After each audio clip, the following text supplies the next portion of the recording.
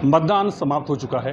फैज़ाबाद लोकसभा क्षेत्र में ऊंट किस करवट बैठ रहा है, ये जानने के लिए हमारे साथ कुछ अयोध्या जनपद के वरिष्ठ पत्रकार हैं। उनसे हम जानने की कोशिश करेंगे कि मतदान समाप्त होने के बाद अयोध्या का जो फैज़ाबाद लोकसभा क्षेत्र है, उसमें जो मुख्य पार्टियां हैं, भाजपा, सपा या अन्य पार्टियां हैं, उसमें कौन किस पे भारी पड़ रहा है, हम जानने की कोशिश करें। हमारे साथ वरिष्ठ पत्रकार राजेंद्र पांडे जी है। पांडे जी, आप तो बहुत दिन से राजनीति देख रहे हैं, जो कवर भी कर रहे हैं, तो क्या लग रहा है आपको कि फैज़ाबाद लोकसभा क्षेत्र में ऊंट किस करवट बैठ रहा है, कौन किस पर भारी पड़ रहा है?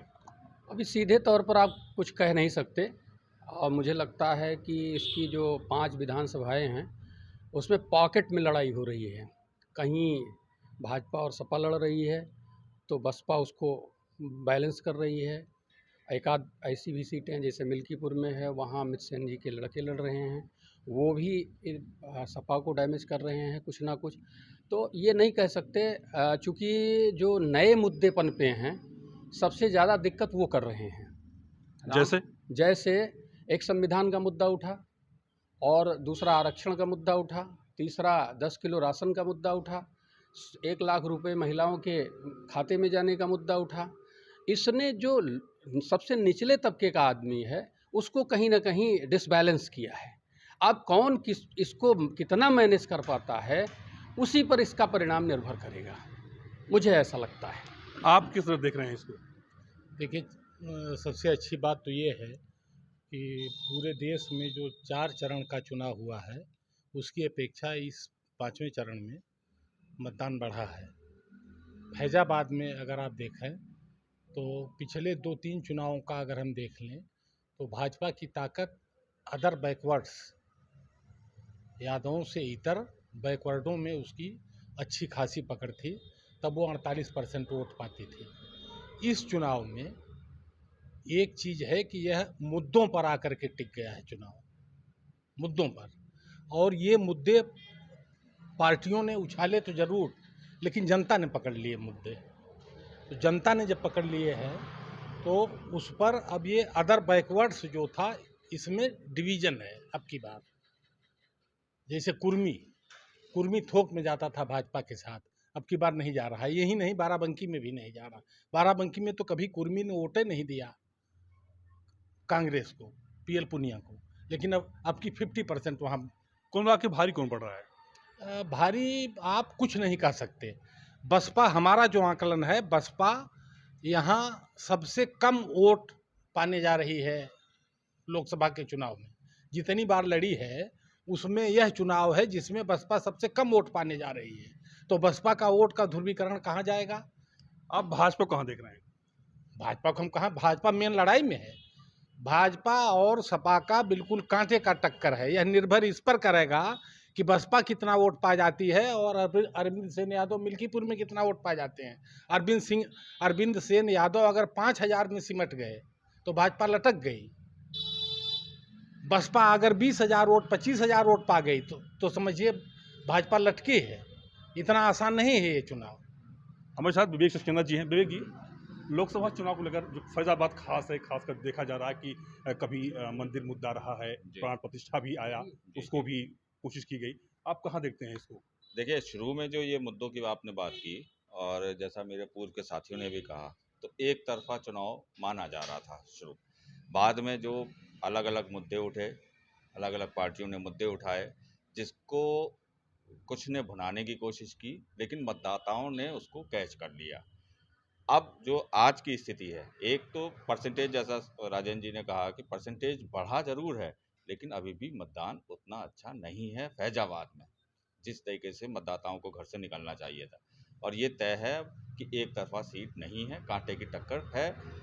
जीत का अंतर भी बहुत कम होगा जो तो अभी तक कहीं आप देख रहे हैं कि जो कांग्रेस का जो इंडिया का जो मैनिफेस्टो आया है, 10 किलो राशन महिलाओं को, वही मैंने क्या कहा भारी पड़ रहा है? वही मैंने कहा कि ये जो मुद्दे एकदम आखिरी समय पे उठे, संविधान वाला, राशन वाला, 1 लाख रुपए वाला, इससे एक तरफा जो सीट की बात हो रही थी वो अब नहीं है। इसने प्रभावित किया है मतदाताओं तो को। जो भगवान राम की प्राण प्रतिष्ठा हुई, जो मंदिर मुद्दा था, कहीं वो दबता नजर आ रहा है क्या? कमज़ोर थोड़ा होता नज़र आ रहा है। दबता तो नहीं कहेंगे उसको, लेकिन हाँ, थोड़ा कमज़ोर होता नज़र आ रहा है। और दूसरा जो भाजपा का वोटर्स है वो घर से निकलिया ही नहीं है। जो पढ़ा लिखा तबका या व्यापारी वर्ग कहा जाता था, अभी तक देखिए आज पूरे दिन का, तो वो वोटर्स तो घर से आए ही नहीं, तो उसका असर तो आएगा ही हम आपके मतदान पर। हमारे साथ कमर अब्बास जी हैं। कमर अब्बास जी, आप भी काफ़ी दिन से फैजाबाद की राजनीति देख रहे हैं, इस चुनाव को आप कहाँ पाते हैं? देखिए ऐसा है कि अभी तक जो हम सुबह निकले थे, तो सुबह से लेकर दोपहर तक मैं बाहर था, तो ये देखा कि मतदाता कम निकल रहा है, धीरे धीरे निकल रहा है। अब इसका अंदाज़ा आप किस परिप्रेक्ष्य में लगाते हैं कि भाजपा का मतदाता कम निकल रहा है, सपा का कम निकल रहा है, ये बात की बात है। लेकिन जहाँ तक आप मुद्दों की बात कर रहे हैं, मुझे नहीं लगता कि अयोध्या लोकसभा में इन मुद्दों पर चुनाव हो रहा है।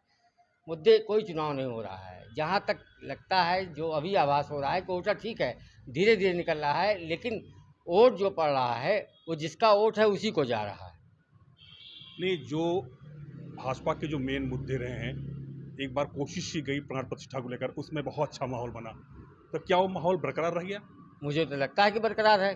अब अगर किसी और को नहीं लग रहा है तो बरकरार नहीं है, तो बरकरार नहीं। मुझे तो लगता है कि भाजपा का राम मंदिर मुद्दा और प्राण प्रतिष्ठा मुद्दा अभी भी है चुनाव के उसमें, और लोगों के मतदाताओं के मन में है। तमाम सारी और योजनाएं मन में हैं उनके, जो जा रहे हैं वोट। मुझे तो नहीं लगता, मैं जहाँ जहाँ देख के आया हूँ, मैंने कम से कम 10 से 11 मतदान केंद्र देखे हैं, और जहाँ वहाँ उनके हिंदू वोटर हैं, वो परंपरागत वोटर हैं, वो जा रहे हैं, मतदान कर रहे हैं।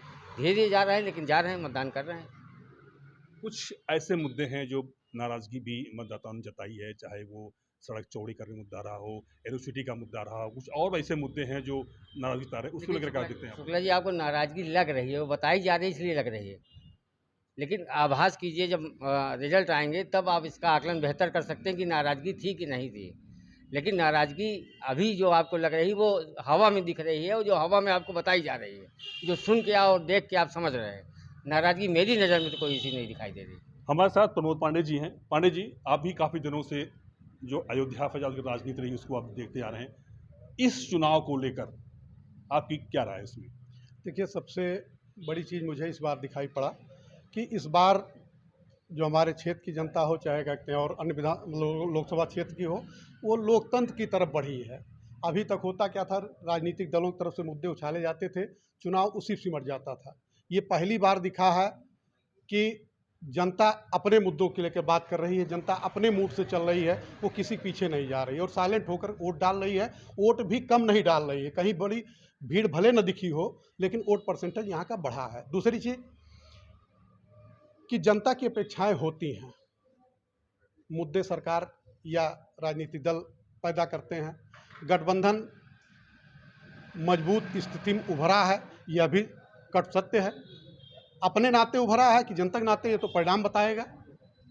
लेकिन मेरा मानना यह है कि जनता ने एक मजबूत विपक्ष या एक मजबूत अपना नैतिक समर्थन देने का प्रयास किया है, और जो परिलक्षित हो रहा है फिलहाल, परिणाम क्या होगा ये तो मतदान के बाद ही क्लियर हो पाएगा।